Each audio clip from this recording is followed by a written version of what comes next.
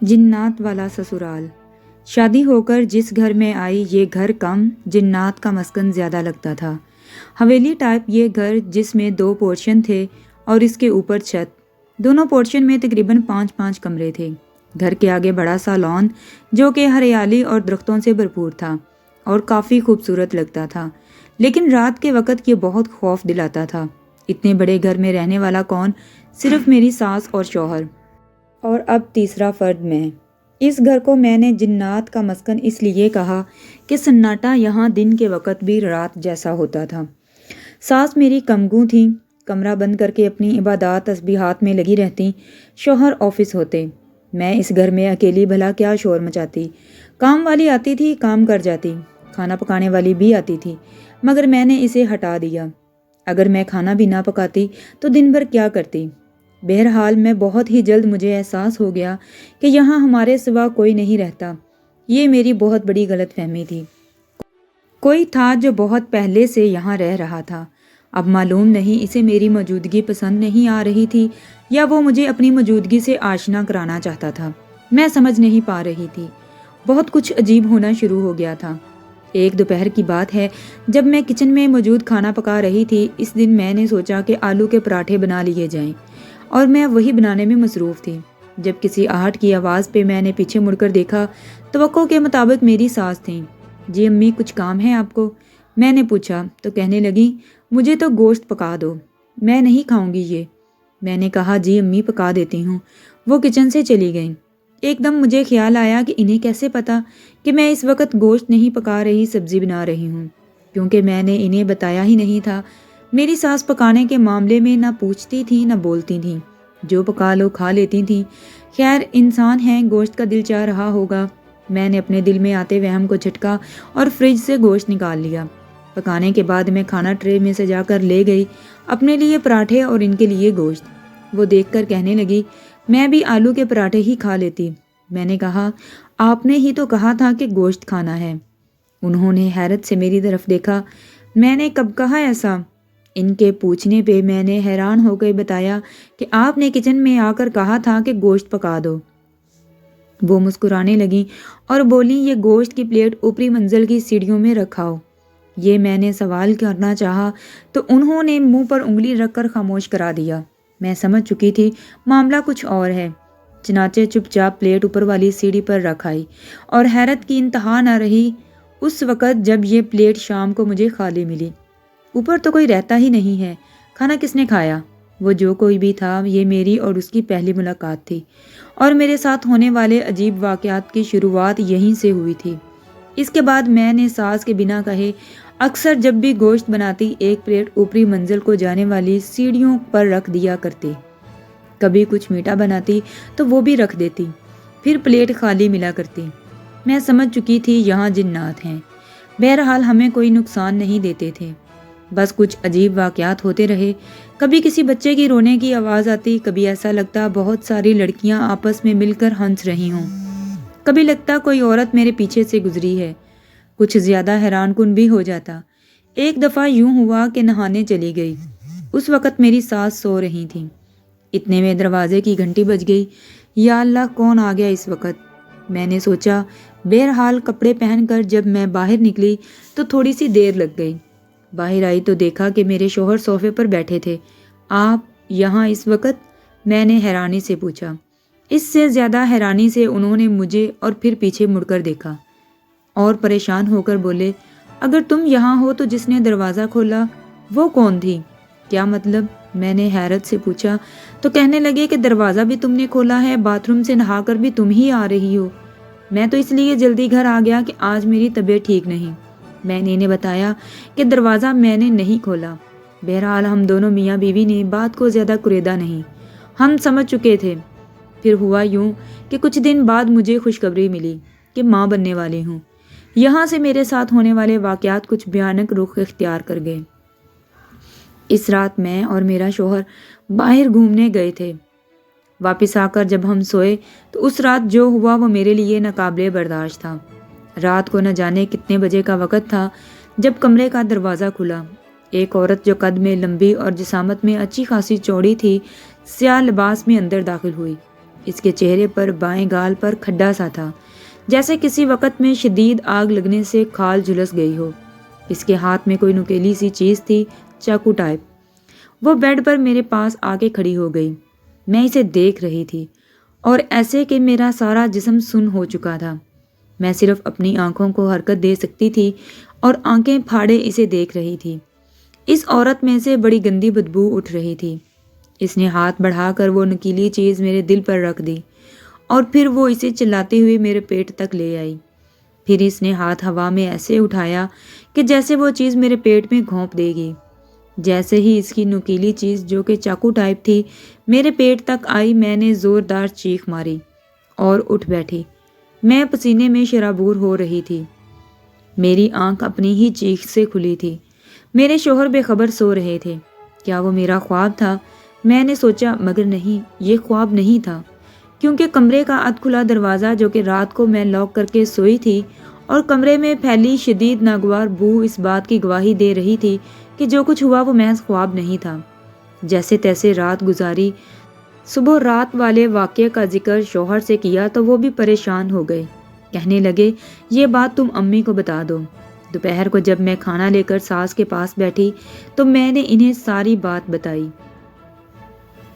میری ساس نے کہا کہ رات کو میرے پاس آنا، میں دیکھتی ہوں کہ کیا مسئلہ ہے۔ اتنا تو میں جانتی ہوں کہ اس گھر میں رہنے والا جنات کا قبیلہ ایک عرصے سے اس گھر میں رہ رہا ہے اور وہ نقصان پہنچانے والا نہیں۔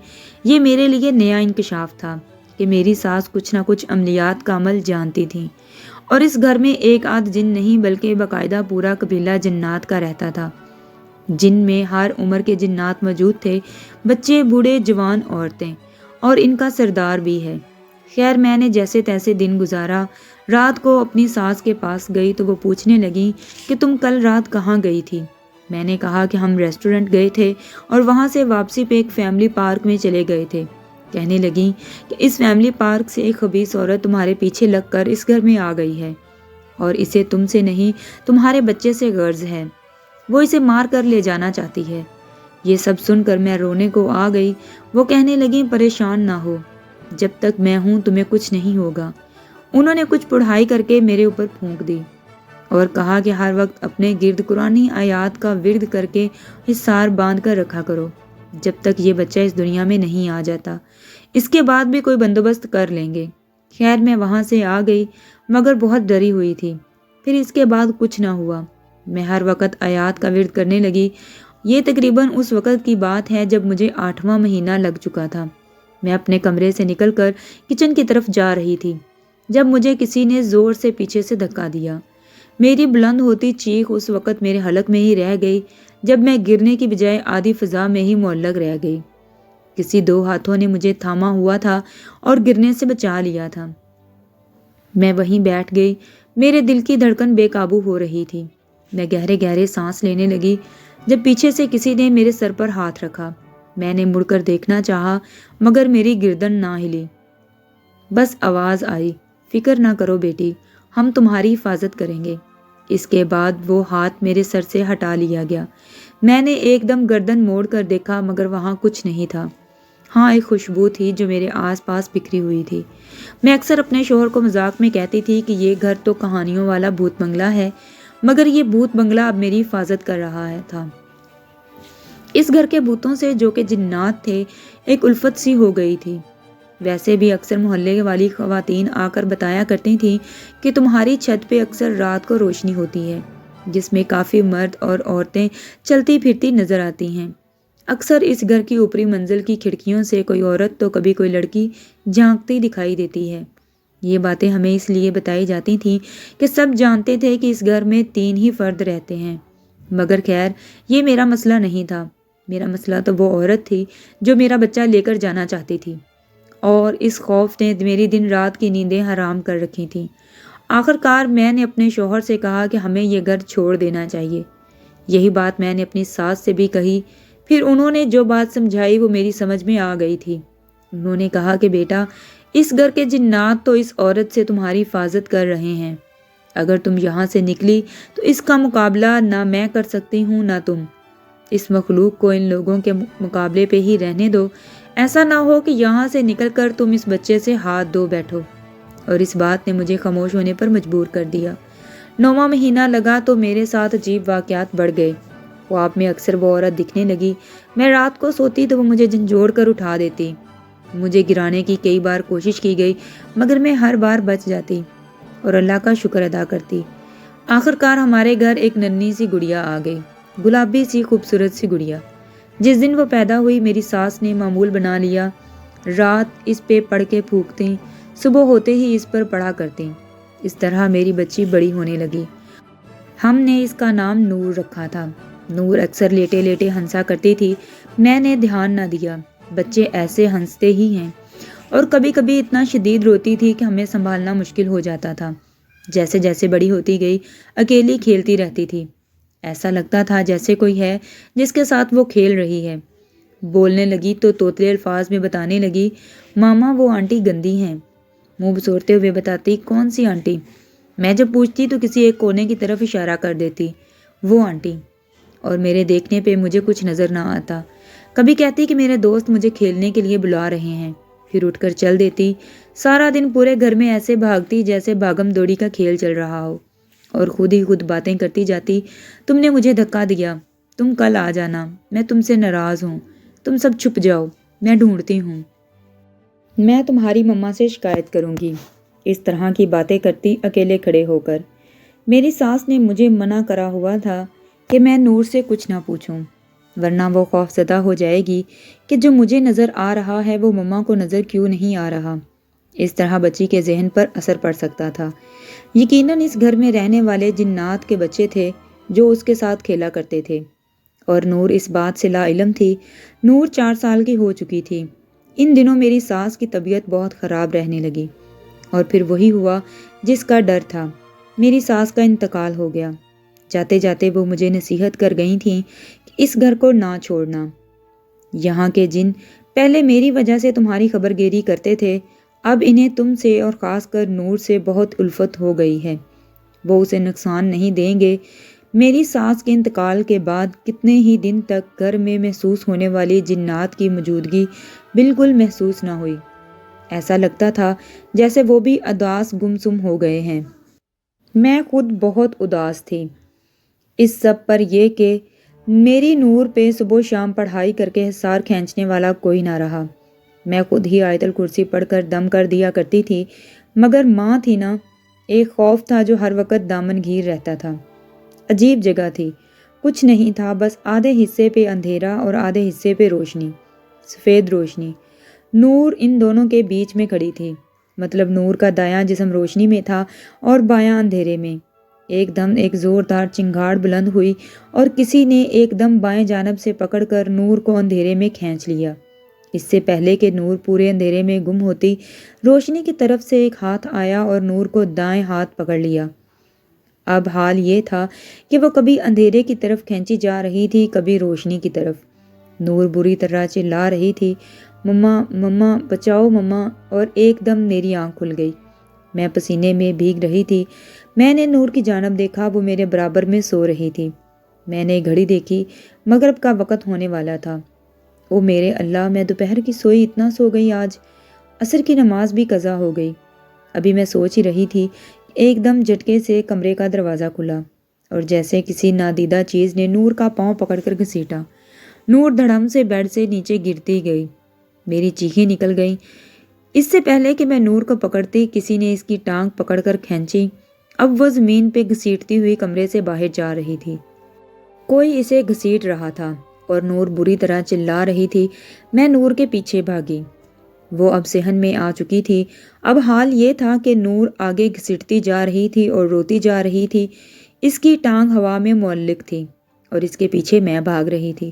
پھر ایسا لگا جیسے میں کسی چیز سے ٹکرا گئی یا کوئی چیز مجھے مار دی گئی۔ میں دھڑم سے زمین پر گری۔ میری بند ہوتی آنکھوں نے جو آخری منظر دیکھا، میری نور زمین پہ گھسیٹتی ہوئی لان میں کھلے ہوئے دروازے کی طرف جا رہی تھی۔ اس کے بعد میری آنکھوں کے آگے اندھیرا چھا گیا۔ میں بھاگتی جا رہی تھی، بھاگتی ہی جا رہی تھی۔ میرے پاؤں میں نکیلے پتھر چبھ رہے تھے۔ نہ جانے کیسی جگہ تھی، اندھیرے کے سوا کچھ نہیں تھا۔